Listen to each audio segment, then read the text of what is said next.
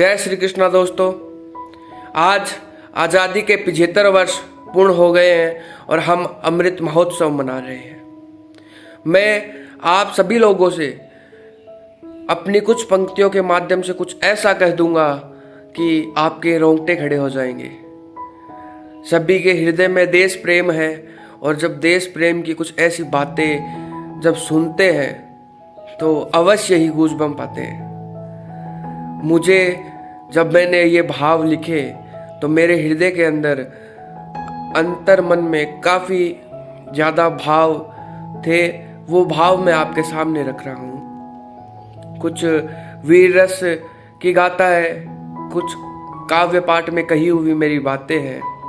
आप देखना, ये अभिधा से निकली हुई काव्य पाठ मैं आपके सामने रखता हूँ कि ए उम्मीद बिगाड़ दे पन्ने, ए उम्मीद बिगाड़ दे पन्ने, तुम्हें ढूंढने निकले तो समय बिगड़ जाएगा।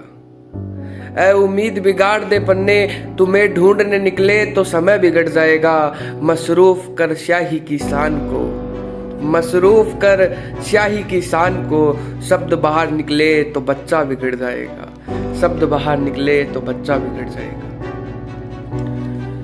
कि लिखते लिखते जो लहू से स्याही ना देखी होगी,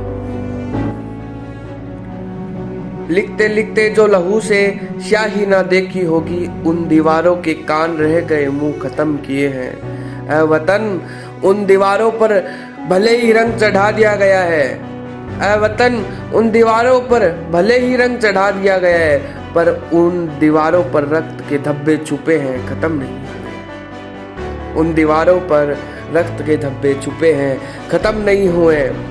अब की लोगों को मर्यादित रहकर शब्दों का चुनाव करना पड़ता है और मैं मर्यादित रहकर ही बात करता हूँ। तो कहता हूँ कि मैं मर्यादित रहकर कह दूँ यार ये मजाल देख, मैं मर्यादित रहकर कह दूँ यार ये मजाल देख। मंगल पांडे की आग देख, दहकता रहूं विकराल देख, चारों तरफ जली मशाल देख, सुभाष चंद्र का कलेजा विशाल देख, और देख हृदय भगत सिंह का झूलता हुआ झूला हो जैसे, वो फंदा नहीं माँ की ममता हो जैसे। और क्या कहूँ उस गाथा को, और क्या कहूँ उस गाथा माँ की जिसने अपनी गोद में एक पुत्र और मांगा, और क्या कह कर मांगा वो सुनना। अगली दो लाइनें सभी देश प्रेमी और अपनी भारत माता के लिए, अपनी माँ के लिए सुनना कि उस माँ ने क्या मांगा है कि ए जननी धरा है पुण्य धरा, ए जननी धरा है पुण्य धरा, तू बार बार माँ कहलाती है, और ऐसे बेटे एक को और जन दो, और आखिर माँ तो माँ कहलाती है, आखिर माँ तो माँ कहलाती है। और ये नया भारत है तो कुछ इस के लिए कि ऐसी मिसाल तो एक नहीं लाख मिलेगी। मतलब मैं किस किस के बारे में लिखूं, ये देश है वीर जवानों का, तो कहता हूँ कि ऐसी मिसाल तो एक नहीं लाख मिलेगी। और ये नया भारत है मित्र, माँ भारती का पुत्र बहुत कलाकार है। अब मिसाल के साथ साथ मिसाइलें भी फ्री मिलेगी, अब मिसाल के साथ साथ मिसाइलें भी फ्री मिलेगी। तो सुनो रहकर मौन सभी, तो सुनो रहकर मौन सभी, गुंजा देगा तुम्हारा शोर, सभागार हो या मंच, ये आवाज तुम तक जब आएगी। कि खा बेटा अपने हाथों से ही रोटी।